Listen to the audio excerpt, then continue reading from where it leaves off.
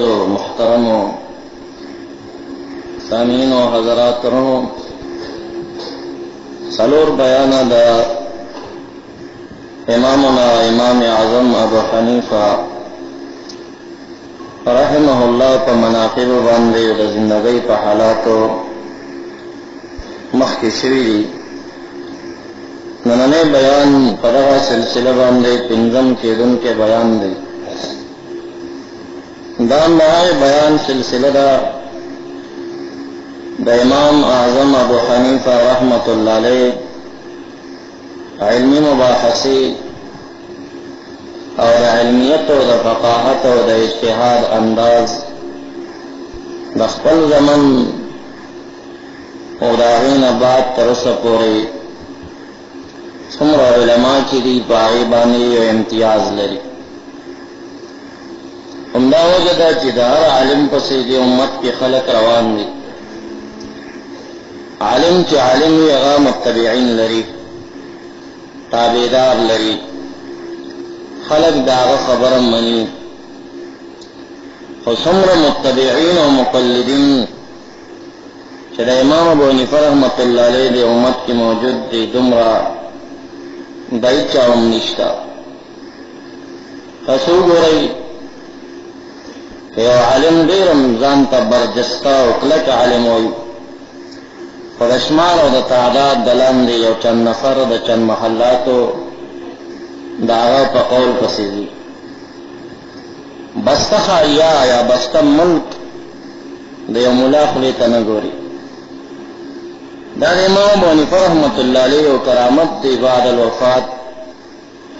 چاگر دنیا نتلی دی لیکن بستا بستا لولی ملکنا داغا پا فرمودات و پس روان دی عثمانی خلافت اتنین سوکال دوام لرل او آغا اتنین سوکال عثمانی خلافت چر مسلمانانو پا تمام ملکنو باندے داغی یو قسم تا علو و باچئی و پاغی کی نفاذ و فتوہ و قضاء دا امام ابو حنیفہ رحمت اللہ علیہ پا فقہ جاری و حسن دا مصر اکثر علاقہ عراق اکثرین شام زیاترہ ترکیہ ٹول پٹولا ایران اکثر علاقہ افغانستان پاکستان و انڈیاز اکثر نہ بلکہ چھے نور جماعتوں پکے پوڑوں کے دمال کے پشکل دا ټول اوسم د امام ابو حنیفہ رحمت اللہ علیہ فتوا پس روان تاسو عوام تاسو چې کوم سړی وهابي کېږي نو دا ډېر لوی جاهل وي او دا ډېر لوی متعصب وي او ډېر لوی دعوی والا انسان وي دا ډېر بې اعتماده وي یعنې همي سړی په دې څه پوهېږي همي خو باید علماو پسې لاړ شي او د هغوی اعتماد داغی پا زواتو کی نو تاسو د خپل زمانی دا لوی لوی ملیانو باندې اعتماد و نکړای بازو او ځان یې د هغوی نه پوه او باطر وګڼه داسې سوچ نه کوئ چې د پېښور په علاقه باندې موجوده لوی ادارې چې څومره دي که په صدر کې شاه فیصل او په هغې کې داغی شیخ الحدیث شیخ حسن جان سے کتاب راغنا پختنه وکړه تر چا په مذهب عرب وی د امام ابو حنیفہ رحمت الله نو دا می باطل چنن د مذهب نوزی د شیخ حسن جان ندیر پیږي کنه کتا سن مطمنډي وړي هغه ته تلار شي لوی مدرسې او دا هر مولانا پختنه وکړي چې تاسو د چا په مذهب یې اب وائی مونگ دا امام ابو حنیفہ رحمت اللہ سرحد دارالعلوم کے اگر کے پنجپیریان پیدا شوی او بیام ورشی دا آغیر شیخ الحدیث نا پختنه ہو گئی کر چاپ مذہبی ابو عزر امام ابو حنیفہ رحمت اللہ دا خلق پیخور حال 4 صدی تک لال شی ادریس شیخ سے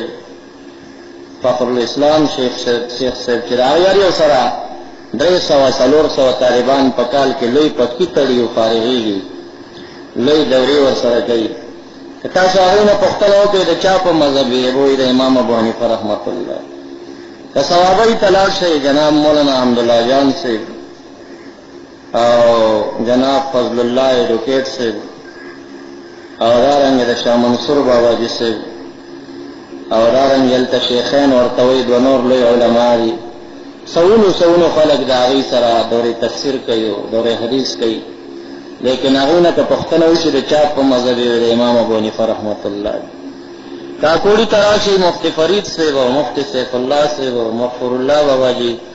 دا فی الحال هلته شیخ الحدیثان دي او د هغې مفتیان دي. او که تاسو پوښتنه وکړئ چې د چا په مذهب یې د امام ابو حنیفه رحمت الله. که تاسو کراچۍ ته لاړ شئ، کراچۍ بنوري ټاون، کراچي دارالعلوم، جناب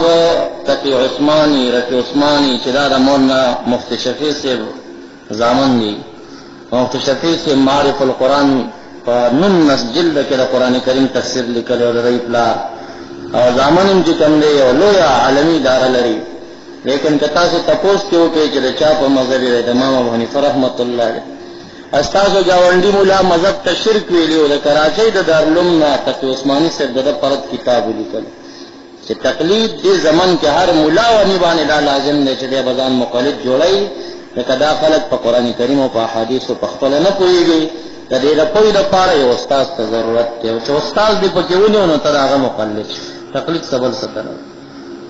دا کوم چې وایي تقلید نه کوم دی وایي زه په خپله په هر څه پوهېږم، دا ډېر لویه دعوه ده. امام ابو حنیفه رحمت الله علیه د هغه شاګردان دا خبره مې دې پورې اوږده کړه چې تاسو ولې بې اعتماده کېږئ، د زمن پر لویو خلکو اعتماد وکړئ. دا ټول مقلدین دي او مذهبیان دي او امام ابو حنیفه رحمت الله علیه مذهب مني، چې کومې نه مني څه زور نه زور هغه څوک یادوي هم نه.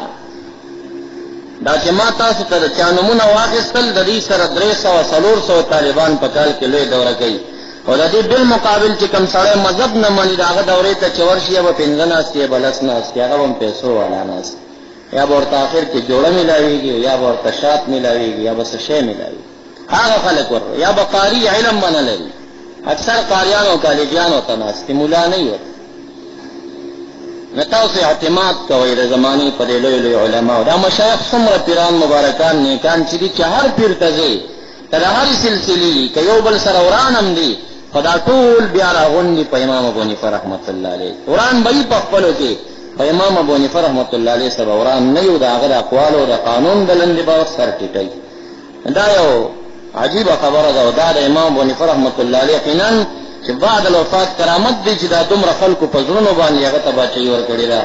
او اله العالمین د هر بچي په زړه کې د امام ابو حنیفه رحمت الله علیه محبت او مینه اچولې ده. دا خو څه نه کېږي، ستا مینه ولې د چا په زړه کې نه اچوي، زما ولې د چا په زړه کې نه اچوي. څومره چې انسان په دې دننه زړه کې د رب ذوالجلال مینې ته ځای ورکړي هغومره انداز رب ذوالجلال د دغې انسان مینه د خلکو په زړه کې واچوي. بیا پې خلک رامات ملیان هم داسې دي، کم ملا چې د دین سان انداز کې خدمت کوي خلک هغه انداز کې په ده راماتېږي. خو شا کې خو نور ملیان هم شته دی، زمونږ دا دننه چې کم ناست دی چې نظر اچوم دا ټول مېلمانه دي، د محلې پکې داسې یو ښکارېږي. هغه محلو والا دلته راځي. دا یو عجیب نظام د اله العالمین داسې جوړ کړی دی چې دا زړه دې څنګه رب ذوالجلال مینې ته جوړ کړه نو اله به د خلکو زړونه ستا مینې ته جوړوي. نو امام ابو حنیفه رحمت الله علیه زړه د رب ذوالجلال مینې ته جوړ کړی و او هغه د رب کریم پوره د دین تابع و، خداوند کریم په امت کې د هغه تابعدار جوړ کړل. او دا رب کریم وعده قرآن کریم کې دا کوي، د رښتمه سپاره کې د انبیاء علیهم السلام واقعي بیانوي. بیا زی په زی د هر پیغمبر د واقعین بعد وایي سلام علی نوح فی العالمین، سلام علی الیاسین، سلام علی موسی و هارون. د هغې نه وروسته هر یو پیغمبر سره بیا دا وایي چې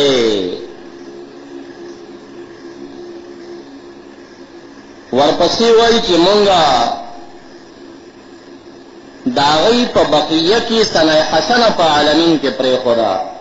یعنې هغوی مې دنیا نه تیر کړل، خدا یو انعام مې ورکړه، یو شرف مې ورکړه چې تا روز قیامت خلک د هغوی صفت کوي.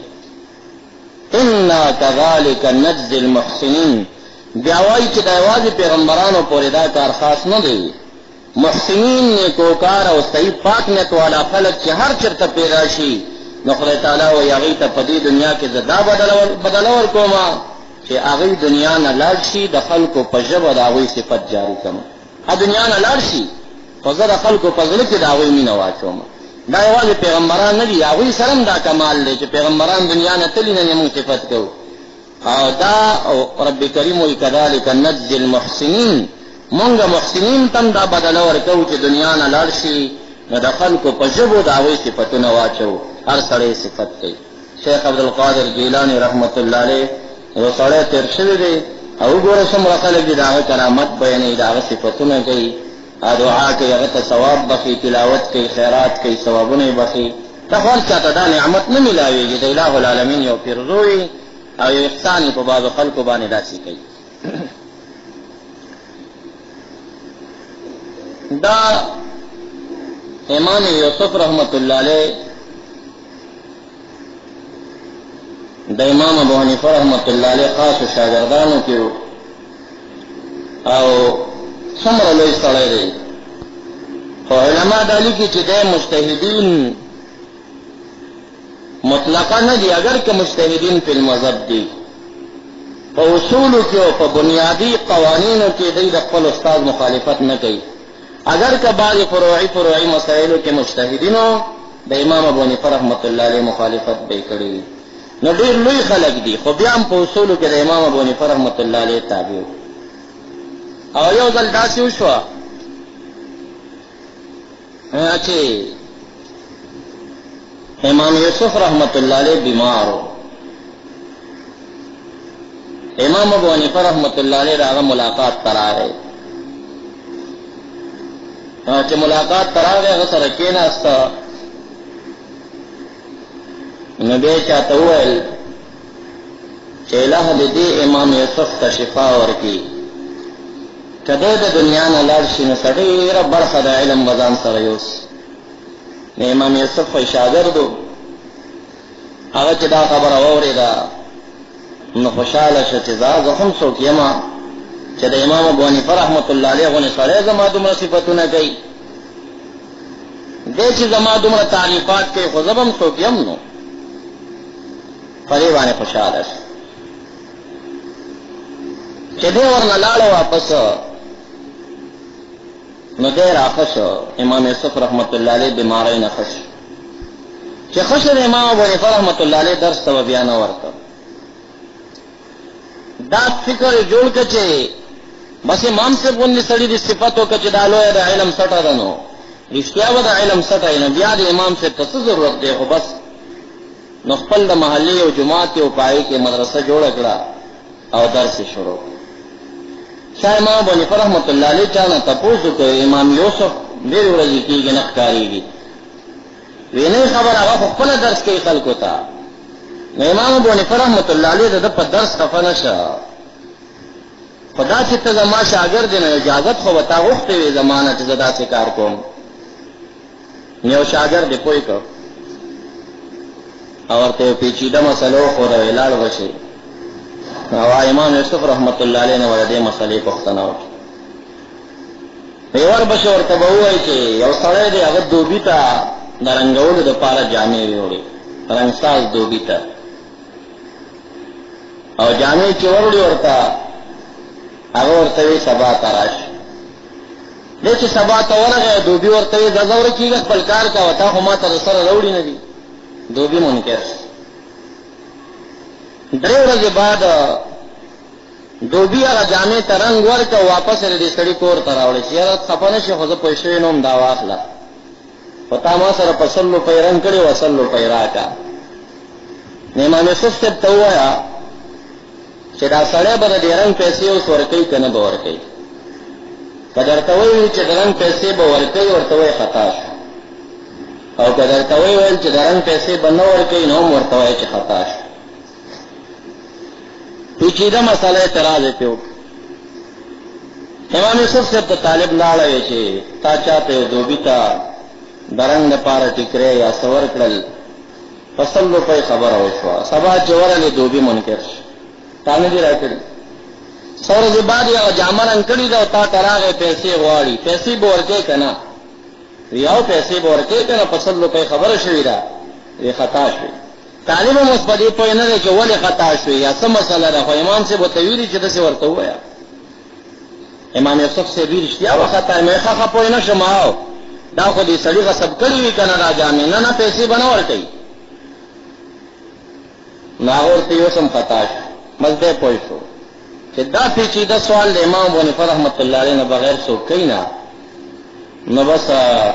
تاریخ لیکي اخذن علینا فی یده، د خپل مدرسې نه د امام ابو حنیفه رحمت الله علیه د دربار پورې پړیم پخپو نه کړې، د عاجزۍ دا چپړې په لاس کې ونیوي او پیدل د امام ابو حنیفه رحمت الله علیه مدرسې ته راغی او ورته کېناسته. نو امام ابو حنیفه رحمت الله علیه چې ورته وکتل ورته ویې خندل، ویې ښایي لکه چې د دوبي مسلې راوستې. هغه غلی شو، معافي غوښته، وی پوه خو مې که په دې مسله باندې چې اوس دا څنګه مسله جوړېږي؟ وی مسله داسې ده چې دغه دوبي چې دا رنګ شوي جامه راوړه، نو کم وخت کې چې دا سبا ته دا سړی ورته ورغی چې زما رنګ شوي جامه راکړه، نو دې دوبي نه دې دا تپوس وشي چې دا رنګ ورته تا په دغه ورځ ورکړی و چې دا یو ورځ ټیم دې ما سره کړی و. نو که چېرته په دغه شپه د رنګ ورکړی و سبا ته دی ورغی او هغه سبا ته منکر شو، نو اوس به پیسې ورکوي ورته. او که دی چې ته سبا ته ورغی هغه لا جامې ته رنګ نه ورکړی او په جامه هم پسې منکر کېږي داسې که نه، پرچه درته درکړي بیا چې ورشي تا نه پرچه ورکه شوې ده نشته دی، دا لانجې ډېرې پېښې دي قضا کې. او که ته ورلې ورته هغه سره چې کوم دی دغه ورځ یې رنګ نه ورکړی او انکار یې وکړه او د هغې نه بعد یې رنګ ورکړه او بیا یې درته راوړه، وی جامه به ترې نه واخلې او د رنګ پیسې نه کېږي. امام یوسف رحمت الله علیه ورته اوس مې په مطلب پوه کولې، وی هغه ځکه چې په دې باندې خو ته پوهېږي چې کله انسان د چا نه یو شی غصب کړي، په ظلم یې ونیسي او بیا په هغه شي باندې خرچه وکړي، نو دا خرچه بې ځایه لاړه، په قضا کې دا بیا وړی نه شي. د خوړ په غاړه ځمکه ده ستا ده او پردی سړی راغی دی د نه خپله کړه او خوړ ته یې پکې دیوال وکړه او دا یې آباده کړه او جوړه یې کړه، ثابته شوه بېرته قضا کې دې وګټله چې دا د هغه نه ده ستا ده، او وایي په دې زما 10 لکه خرچه شوې ده، خرچه یې هم توی لاړه، پردی ځمکه باندې خرچې کړي. نو چې هر کله ته سبا ته ورلې ده دا کپړه رنګ کړې وه، نو دا د غصب کېدو او د دعوې نه مخکې رنګ کړې ده، نو دا اجاره ده تا سره اجرت 100 روپۍ خبره کړې به ورکړې اوس. او که دغه ټیم پورې رنګ نه ورکړی او انکار یې وکړه چې ما څه نشته، نو دې سړي خو غصب کړه که نه، دا شی په ظلم واخېسته، په ظلم یې چې واخېسته د هغې نه بعد چې رنګ ورکوي او که څه خرچه پرې کوي دا فضول لاړه، دا بیا نه ګټل کېږي. پیچیده سوال یې ورباندې عرض مې دا کړو چې امام ابو حنیفه رحمت الله علیه هغه امام یوسف غونې شخصیت ګورې د هغه د مذهب نه خروج نه کوي او په مسایلو کې دته احتیاط پیدا کېږي. سره د دې نه چې امام یوسف رحمت الله علیه ډېر یو ذکي انسان و. یو ځل امام ابو حنیفه رحمت الله علیه ته وویل چې زه ستا نه بعد چېرته لاړ شم، هغه ورته ویل چې مدینې منورې ته لاړ شه او امام مالک رحمت الله علیه را د مذهب امام چې دی دته ورشه او دنه درسونه ووایه. بیا امام یوسف رحمت الله علیه راغی، امام مالک رحمت الله علیه سره ناست و، بیا دا د سجده سهو مسله راغله. سجده سهو زمونږ مذهب دا دی چې یو ځل به تشهد باندې سلام وګرځي بیا به سجده سهو وکړي، او امام شافعي رحمت الله علیه وایي چې نه، اول به سجده سهو دا 2 سجدې به وکړي بیا وروسته یو سلام ګرځي. او امام مالک رحمت الله علیه وی کہ ان کان بالدال فبعدو وان کان بالقاف فقبلو، کہ مانځ کې درنه زیادت شو واجب دې مقرر کړل، فرض مقرر کړل، نبی ابره سلام نه رست راګرځي، او که مانځ کې درنه نقصان شو نو بیا به سلام نه مخ راګرځي. امام مالک څخه دا خبره شاګردانو ته امام مالک رحمت الله علیه دې مسلې بیان کول، نو دا مسلې ورته وکړه. چې کله دا مسله ته بیان کړه نو امام مالک رحمت الله علیه ته دې ورځ باندې چا دعوت کړو، درس نه وروسته راووته، پاس باندې سور شو. امام مالک دا امام یوسف سے کوئی شاګرد راغی د آس واګې ونیوي وی استاد ستانه نو خبره وکړه که چېرته مانځه کې چا نه زیتی وشي نو بیا دې د سلام نه وروسته سجده سهو راوګرځوي او که چېرته کمی کې وشي نو بیا دې واجب کې پاتې شي، مثلا بیا دې د سلام نه مخکې راوګرځوي. زما پوښتنه دا ده که یو سړي نه په مانځه کې هم زیتی وشي هم کمی وشي بیا څه چلو؟ هم ته زیتی شوي دي هم ته کمی، یو ځای کې واجب کې پاتې دي او بل ځای کې دوه ځل کړي، بیا به څه کوي؟ نو امام مالک رحمت الله علیه په مذهب په فلاره دلته نه جوړي ده، نو هغه سر ټیټ کنه د مجلس کې شاګردان مسکی مسکی شو، په خندا شو. امام مالک رحمت الله علیه خادم ته وایي اس بوز روان که دعوت نه وخته کېږي، او څوک چې د ځوانانو او بیا خاصتا د امام ابو حنیفه رحمت الله علیه شاګردانو سره بحث کوي دومره شرم یې بس دی. دا د امام ابو حنیفه رحمت الله علیه شاګرد دی، د سره زه څه شی د امام ابو حنیفه رحمت الله علیه او بیا هم دومره متبع امام سپیکر چا سره نشته، سپیکر نشته، یو کې نشته. امام مالک رحمت الله علیه چې کله د پیمانې اندازه خدا نو زمونږ د امام ابو حنیفه رحمت الله علیه په عراق کې چې کومه پیمانه وه نو دا یوه پیمانه چې ده دا 4 موده ده،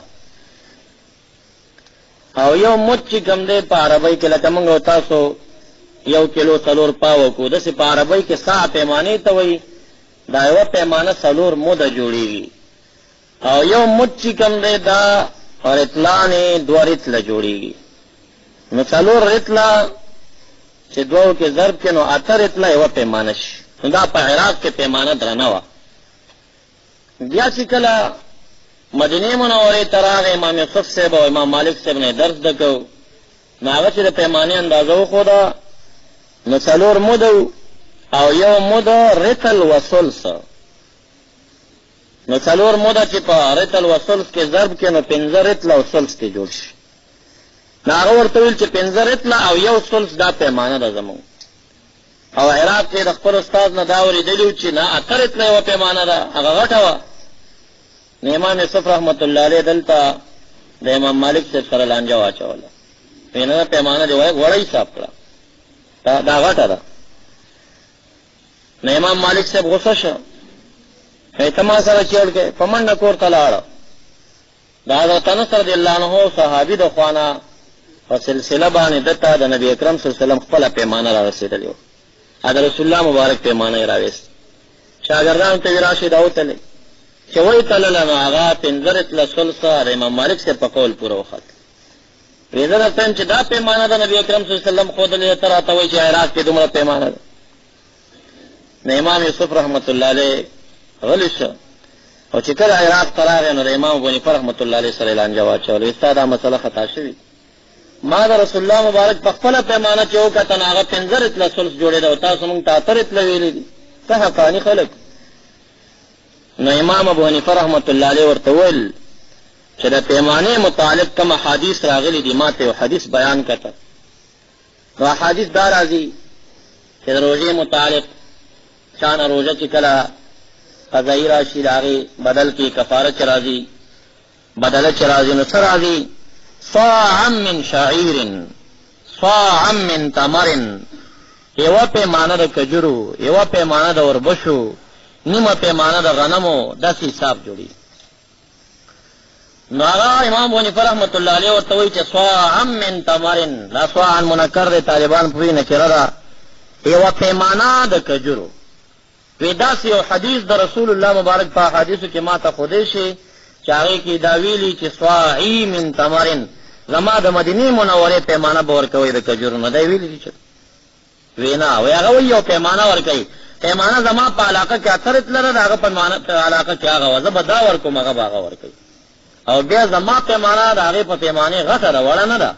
که زمونږ پیمانه چېرته وړه وې نو بیا احتیاط په دې کې و چې مونږ په هغه پیمانه فیصله کړې وې، او چې زمونږ پیمانه اوس د هغې نه درنه ده نو چې درنه ده پکار دا ده چې احتیاط دا دی دې پیمانې پسې په دې علاقه کې ذهاب وشي او خلک ورپسې لاړ شي. په دې علما پوهېږي چې امام ابو حنیفه رحمت الله علیه دلته څومره باریک استدلال کړی دی چې نبی اکرم صلی الله علیه وسلم منکر شی یاد کړی. رسول الله مبارک د فتوی مقصد دا دی تاسو یو پیمانه ورکړئ د کجورو نه. یو حدیث کې هم دا نه دی ویلي چې زما د مدینې منورې پیمانه ورکړئ، دا نه دی ویلي. نو چې دا نه دی ویلي تاسو یو پیمانه ورکړئ، نو هر علاقه به د خپل علاقې پیمانه ورکړي. هل د علاقې نو په عراق کې پیمانه درنه وه، نو ځکه هلته به هغه پیمانه باندې ورکړه کېږي. احتیاط د امام ابو حنیفه رحمت الله علیه په فتوو کې ډېر زیات و.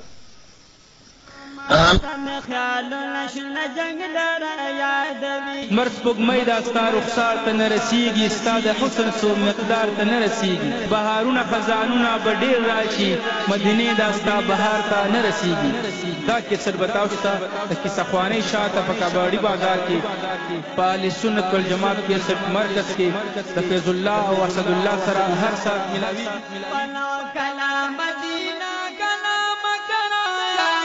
هغه انسان چې د فقاهت او د حدیثو جامع هغه حماد او ابراهیم النخعی، سفیان الثوری، سفیان ابن عینه، عطا ابن ابي رباح، ابن شهاب الزهری، دا خلق داسې خلق دي چې دوی فقه هم یاد او حدیث هم یاد. او نور شهرتونه ډېر لري، خو یا به سړی په تجوید کې ماهر وي، یا به په حدیثو کې ماهر وي، یا به ترجمه کې ماهر وي، بیا به په فقه کې نه پوهېږي. دا خلق په فقه کې امامان. نو یو ځل دا امام حنیفه رحمت الله علیه وی خرجت انا و حماد ابن زید، زه او حماد ابن زید زما استاد چې یو ځل چرته روانو، حتی غربت الشمس، نور پریوته، ولست علی الوضوء. امام حنیفه رحمت الله علیه وی زما اودس نو. نو حماد زما استاد ما ته وویل چې تیمم وصلی، تیمم ووهه او منځ وکړه. زه غلی شوم، استاد مې اوس مې ورته نه وي. ما ته وایي زه تیمم ووهه، یو خوا بل خوا په دې علاقه کې د اوبو پته نه لګېږي، او تیمم ووهه او منځ وکړه. امام صاحب غلی دی. په دې ډله کې چې موږ روان وي، یو بل سړی دی، د هغه اودس نشته دی. هغه داسې غلی ما ته رانږدې شه، واستفتان الرجلو، او ما نه یې پوښتنه وکړه چې اودس مې نشته، څه چل وکړم؟ وی ما د خپل استاد نه پټ پټ ورته ووي چې دا ماښام دا ټیم د غیبوبة الشفقه پورې ټیم لري. شفق چې کله ډوب شي سرخي دی اړخ کې، هغه ټیم پورې د ماښام ټیم لري. نو هغې پورې تیمم ونه وهې، مزل کوه. که چېرته د غیبوبة الشفق نه مخکې اوبه پیدا شي اودس به وکړې، او که اوبه پیدا نه شوې او ټیم پوهېږي چې تیمم وهل کېږي او 3 رکعته فرض پکې کېږي، هغه ټیم کې به بیا تیمم ووهې، بیا به هغه وخت کې خپل لمونځ وکړي. وی ما چې دې کس ته دا فتوا ورکړه، وی دا کس لاړه، د حماد صاحب نه یې پوښتنه وکړه. حماد صاحب ورته وویل چې تیمم ووهه او اودس وکړه، تیمم ووهه منځ وکړه، دا وخته دی. وی ما ورته ویل چې امام ابو حنیفه رحمت الله علیه خو راته وایي چې لږ مزل وکړه، تر څو چې دا نور سرخي قریبه شي، هغه وخت کې تیمم ووهه. وی حماد ابن سلیمان ما ته وخندل. امام ابو حنیفه رحمت الله علیه وی واضح هغه مسله چې ما د خپل استاد مخالفت وکړه هغه دا وه، خو لیکن حماد ابن سلیمان هم ما ته په دې مسله کې آفرین وویل، او ویل چې یقینا ته احتیاط وکړه په دې کار کې. مسله خو دا ده چې کله ته اوس ماسپښین په 12 بجې د ماسپښین ټیم داخل دی، او ته په لاره ګاډي کې سورې روانې، اوبه نشته، نو ته به تیمم وهې. خو هسې هم روانې که نه، نن سبا خو تر 3 بجو په کم 4 د ماسپښین مونځ کېږي، نو ته څنګه په 1 بجه باندې تیمم وهې؟ روان اوسه که نه، پنډۍ کې خو به یو ځي کې تا ته اوبه راشي، ګنټه مزل وکړه، 2 ګنټې مزل وکړه، هلته به اوبه پیدا شي، هلته به اودس وکړې، بیا به د هغې نه بعد مونځ وکړې. او چې کله پوه شي چې اوس وخت دومره کم دی چې نور ما نه هغه مونځ خرابېږي، په هغه ټیم تا ته د تیمم جواز راځي. نو فتوا د امام ابو حنیفه رحمت الله علیه د احتیاط نه ډکه وه، هغه هم په دې باندې پوه شي. دارنګې یو بله مسله ده د استثناء، علما پې پوهېږي چې یو سړی د قسم نه استثناء وخوري، ووایي استثناء وکړي، نو دا قسم کې دی بیا نه خانسېږي. زما د خدای په ذات قسم مې دا کار به داسې کوم انشاءالله، مشي څنګه انشاءالله پکې ویله قسم ختم شو. نو په دې انشاءالله باندې قسم ختمیږي پر روان وخت کې. دا مسله ده. لا تقولن لشاعر انی فاعل ذلك غدا الا ان شاء الله. یو خبرې باره کې چې سبا یې کې، بله ورځ یې کې، را روان کال کې مو وایه، مګر چې وایي دا کار به کوم، نو انشاءالله وایه ورسره. نو انشاءالله چې دې ویله کا کار دې ونه کم، واده خلافي نه شي. چا درته وي سبا ما ته راشه، ته وایي انشاءالله در به شم، بس که ورنه رالي واده خلافي دې کې نه راشي. ان شاء الله هر خبره کې را روان کال کې ویل پکار وي، را روان کارونه. نو پدې کې د تمام صحابه او دا سواد عبد الله ابن عباس رضی الله عنه او د امامانو ټول دارای دا چې د استثناء په قسمونو کې، معاهداتو کې، معاملاتو کې دا کار ور کوي، خو چې کله د خپل خبرو پسې متصل وشي او کله د مجلس نه پاسې د به ان شاء الله ویل به کار نه کوي. عبد الله ابن عباس رضی الله تعالی عنہ چې هغه به دا خبره کوله چې استثناء رستو چې وکي، سبا ته در یاد شي خبره او نن د قسم خوړلې او سبا ته ان شاء الله ویل وي به هم قسم نه واقع کی، حتی چې روایت دار چې یو کال پورې نه واقع کی، چې یو کال کې در یاد شي ان شاء الله دی قسم ختمي. نو دا خبره د عبد الله ابن عباس سے ځان ته دا پته کې د پسې امت نه راتله، ولی صحابو کې عبد الله ابن مسعود رضی الله عنه ته چویل چې عبد الله ابن عباس سے دسی وی چې څو ورځې بعد د استثناء وکړم صحیح کیږي ان شاء الله دی ویلا. هغه ویل خدای په عبد الله ابن عباس سے ورحمېږي، د خدای قضا باب بند کړ، د خدای قاضیانو دروازه بند کړه، خلک قضا ته لاس ته بیا خو یو سړی به بل ته وعده ورکوي چې او داسې دومره را باندې دی په دې ټیم به در کومه، سبا بله ورځ لس ورځې بعد به در کومه، لس ورځې بعد چې کله نشي ورکولی هلته به ان شاء الله. دا خو خلاصه شو، نو بیا قضا ته څه لانجه، روان وختونه چې څه کارونه کېږي بس هغه ټیم کې چې دی ګیرېږي ان شاء الله به پکې وایي نو خلاصېږي به بیا. یو سړی به قسم خوري، یو سړی به طلاق اچي، دا به بیا وروستو پښیمانه کېږي، بیا به ان شاء الله وایي. دا خو په هغه ټیم کې متصل چې وایي قبلېږي، وروستو نه قبلېږي. نو دا مسله وه د امام ابو حنیفه رحمت الله علیه زمانه کې منصور باچاو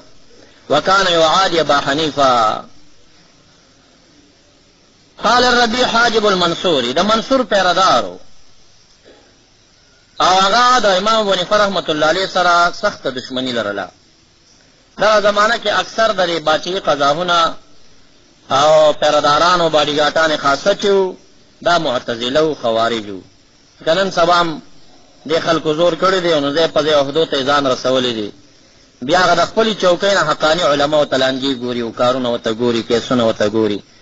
نو امام ابو حنیفه رحمت الله علیه زمانه کې هم باچی کارونه کې داخلك نه نوتی او دا خوارج ډیر زیات. ور امام ابو حنیفه رحمت الله علیه 2 کال جیل خوړل، دا د لاسه خوړل، باندې به ورته لټول. امام بخاری رحمت الله علیه د خپل کلی نه 2 کارته شړل شوی دی، چانه پر خدای دا بیرتی دی، د خپل کلی نه څومره عزت خلک کوي، لیکن د خپل کلی نه 2 ځل شړل شوی دی. امام احمد رحمت الله علیه د مذهب امام دی او د په مسله د خلق القرآن کې په بصره کې معتزله قاضیانو د مخالفو باچاته په شکایت وکړه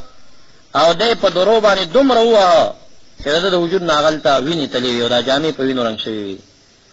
امام ابو حنیفه رحمت الله علیه لوی میدان ته راویسته او دومره په درو باندې وه چې د سر ویني تللی وي او ښکته هغه میدان کې سسېدلی وي. او یو ځل د امام صاحب زوی د حماد نومیږي هغه خپل بچی چې د امام صاحب نسې جوړېږي لاس نه نیولی دی او دې دشتې ته چې راغی دی ډاک کې کېناسته ډېر ځای ته وژړل. نو دغه زوی د پلار ته وایي چې ولې دې وژړل؟ وی په دې ځای باندې ستا نیکه زما پلار امام ابو حنیفه رحمت الله علیه په ډېر معمولي خبره باندې چې راشه قضا وکړه، هغه وی زه قضا نه کوم، باندې ورته جوړه کړه او په حقیقت کې هلته باډیګاټان معتزله وو، خوارج وو، بدعقیده وو. نو بیا دې دومره په درو وه چې دې میدان کې د امام ابو حنیفه رحمت الله علیه وینه تل شوې وه. نو ما چې دلته رالم ما ته خپل پلار رایت شو. نو داسې حالات په هغوی باندې د دغې خوارجو د لاسه تېر شوي وو. نن هم دوی زور کړی دی سرکاري عهدو کې، نو ده به دشمني لرله راغی یا ام المؤمنین هذا ابو حنیفه یخالف جدک، دا منصور چې و سید و. وی دا ابو حنیفه رحمت الله علیه راغی خو ګورې دا ستا د نیکه ډېر سخت مخالف دی. کان عبدالله ابن عباس ابن سی جوړېده دا منصور. كان عبد الله بن عباس يقول إذا حلف لليمين ثم استثنى بعد ذلك بيوم أو يومين جاز الاستثناء. ستاني کا عبد الله بن عباس سے وہی کہ چا قسم خوړه او به ان شاء الله ویل ان شاء الله قسم ختمي اگر کوي ورځ 2 ورځې بعد قسم خوري. وقال ابو حنیفه لا يجوز الاستثناء الا متصلا باليمين. او دا امام ابو حنیفه رحمت الله علیه ستاسو نه کوم مخالف دی پدې کې د خلکو توای ک متصل قسم کې استثناء وکړه خدا غنی رستو نه قبليږي.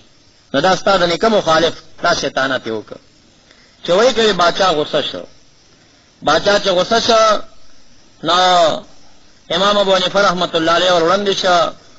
وی ته د خپل باډیګارد په خبره پوه نه شوې. هغه څنګه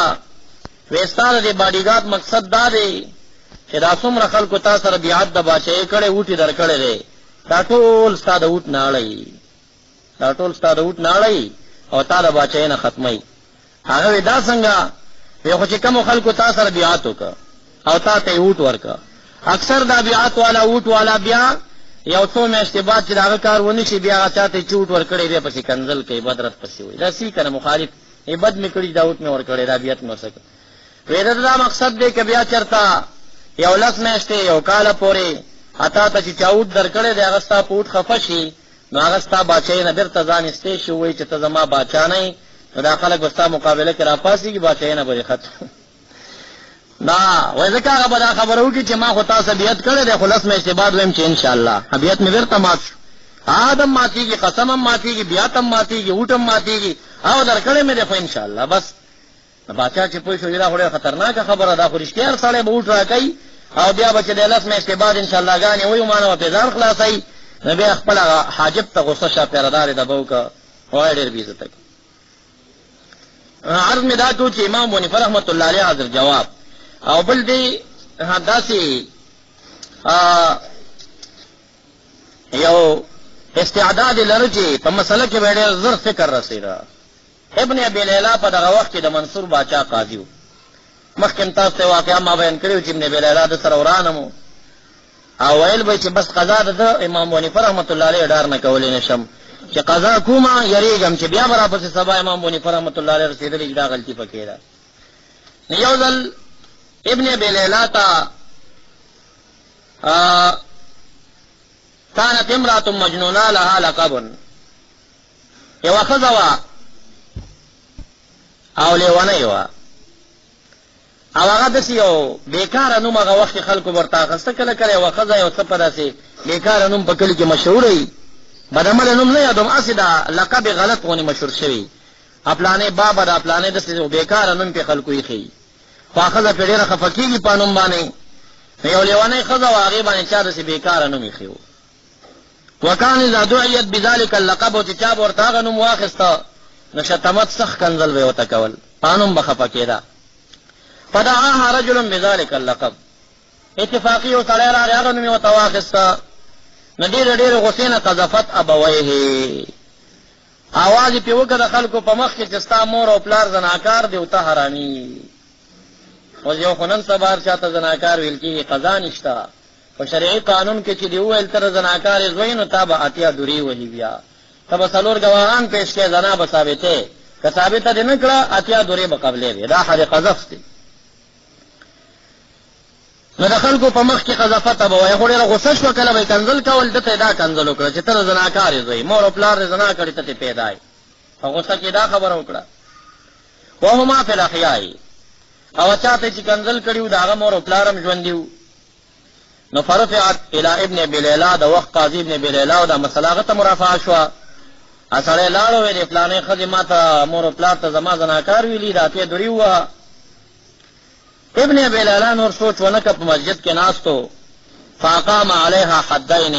دوه حد یې پې جاري کړه وی تا خو یې مور ته هم زناکار ویلي پلار ته دې ویلي یو سړي ته سړی زناکار وایي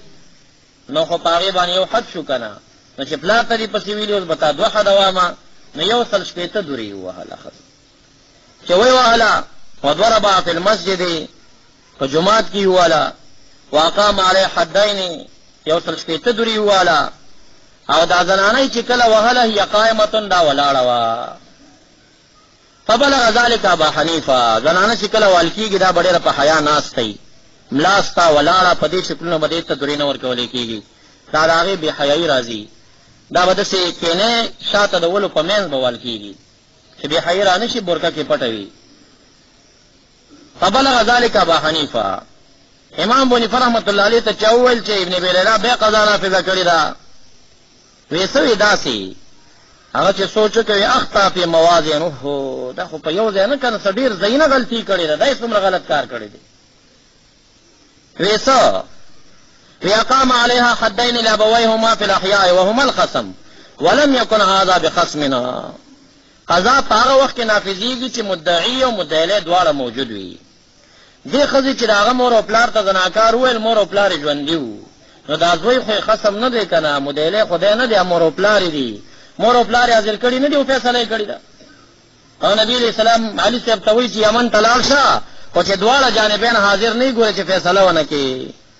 نو دا خو بل جانب نه دی حاضر چا باندې چې دعوه شوی دا زوی خو مدعی نه دی زوی خو هغه وخت کې مدعی دی چې مور او پلار مړی یا خو ژوند دي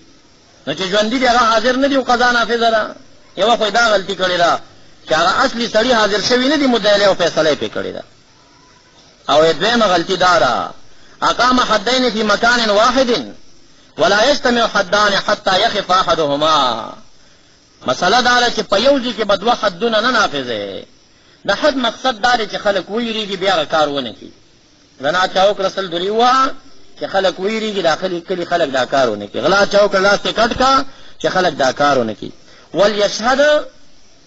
حاضر دي شي په وخت د درو والو د عذاب د دوی کې طائفه من المؤمنین یو ډله د مؤمنانو دی حاضر کړی شي ولی چې هغه ته عبرت واخلي نو مسله دا چې په دې کې د لاس کټ ک نو په دې کې بیا بل لاس نه کټ کې بل خاریه ته وستیوسا چې دې کلی خلک وایي د چرابل کلی خلک وایيږي نو د دوه حد نافذ کړل او دواړه په جمعات کې نافذ کړل فکردار چې دایو نافذ کړي نو دا بل کلی ته وړي چې هغه خلکو مې برته خسته دا دویمه غلطی کړې ده او دریمه غلطی دا اقام حدین والقاذف لو قذف قوما كثيرا فعليه حد واحد د دوه حد جاری کړل او که په یو ټیم باندې یو سړی لس کسانو ته نسبت د زناکارو کې مرغانو د هغې ته یو حد جاری کېږي او دا خو ښځه او خاوند دي په خپل منځ کې دا دوی پې ولې جاری کړي په دې خو دوه نه کېږي دا درېیمه غلطي ده څلورمه غلطي دا ده چې واقام علیه الحد قائمة ولا يقام على المرأة الحد قائما او بلدا چې کله یې په دې باندې حد جاری کړو دی ودرولې وه او زنانه باندې په ولاړه حد نه جاری کیږي دا به کینې هغه حد کې به په دې باندې حد جاری کېږي دا څلورمه غلطي ده پنځمه دا ده هي مجنونه دا خو لیونۍ وه ولا تحد المجنونه په لیونۍ خو شریعت کې حد نشته دی دا خو چې دا والده که ارضي کې والده غلطي کړې ده ځکه دا مجنون لیوني نه خو مرفوع القلم دي که نه هغه چې څه وایي هغه خدای ته کنځل کیم ته یې وژلی نه شي لیونی دی که نه نو هغه په چېرته مؤاخذه کېږي ده په لیونۍ باندې له حد جاری کړی دی دا پنځمه غلطي ده شپږمه دا ده ومدها والمرأة لا تمد او دا چې کله حد پې نافظ کړل دا زنانه یې بیا راښکلې ده او زنانه خو راښکل کېږي نه دا یې څه چل کړی دی بېحیایي کړې ده دا شپږمه غلطي ده او بله غلطي اومه دا ده ضربها فی المسجد ولا تقام الحدود في المساجد په جماعت کې حد نافظ کړی دی په جماعت کې حد نافظول ناروا دي دا به د جماعت نه بار نافظ کې ځکه د حد په ټیم چې وینه ټول شي جماعت دې ټول ناولې کې ور باندې نو په یوه قضا کې د ابن ابي لیلا وغلطۍ ورته راویستې امام ابو حنیفه رحمت الله علیه دا فقاهت احتیاط په دې مسله کې دینداري خو اصل د امام ابو حنیفه رحمت الله علیه معروفه وه ګرمي د تاسو ناوخته شوه او ان شاء الله دیانت دا هغه باندې یا بعضې علم مباحثو باندې بل بیان شي واخر دعوانا الحمد لله رب العالمین تاسو ټولو مېلمنو ته او محلي خلکو ته یو خوشخبري اعلان دا د کومه چې موږ سره دلته د لوی دورې حدیث درس په دې کال کې روانو په دې لسو پنځلسو کالو کې دلته د قاریانو پټکي تړلی شوي دي خو د علماو پټکي لا نه دي تړلی شوي نن اولین کال دا دی چې زمونږ د دې مدرسې نه تقریبا 150 نه 15 پورې علما فارغېږي او لس د قرآن کریم حافظان به فارغېږي 15 کسان د هغوی دستاربندي به وي د راروان د زیارت په ورځ باندې د 21 تاریخ جوړېږي د 7 بجو نه به انشاءالله جلسه پروګرام شروع کېږي او د لسنیمو یا د 11 بجو پورې به پروګرام وي دې پروګرام ته ډېر درانه علما د چارسدي تنګي د مردانو ثوابۍ او مشایخ د لرو ځایونو نه موږ راغوښتي دي او ستاسو لپاره مو راغوښتي دي نو دا دکانداران او دا دنیا او دا تجارتونه پوره کېږي نه را روان 21 تاریخ د زیارت ورځ ته ټول ځانونه به دکاندارۍ نه وباسئ او ټول به انشاءالله دلته مسجد ته راځئ او مېلمانه به هم ډېر درانه او ډېر خلک به راځي انشاءالله دا به یو درنه جلسه وي دا هغه نورو میلادونو او نورو پروګرامونو غوندې وړوکی پروګرام نه دی دا یو دروند او درنه جلسه ده زه اگر که زمونږ وړوکی دی شاید دا کوڅې او د هر څه ورسره ډک راشي خلق به ډېر زیات وي. خو تاسو هم په دې دعا کې شرکت وکړئ. د بخاري شریف ختم به وي او د هغې نه بعد به اجتماعي دعا وي او خاص مهمانان چې څوک دي هغوی ته به بیا د روټۍ څه انتظام کوو. عوام ګرمیم زیاته ده نو ټولو ته رسیدګي ګرانه ده. خو تاسو د دعا دپاره چې کوم دی او د ثواب دپاره موږ سره په دې جلسه کې شرکت وکړئ. 21 تاریخ را روانه د پنجشنبې ورځ د 7 بجو نه انشاءالله تر 11 بجو پورې به دا پروګرام وي. صحیح شو راسئ ټول به انشاءالله مېلمانه هم راشئ چې کوم حاضر یئ او د محلې خلکو ته زموږ نه دا اطلاع ده او ځوانان نوجوانان د ما سره رابطه وکړي هغوی به انشاءالله په دې ورځ باندې خدمت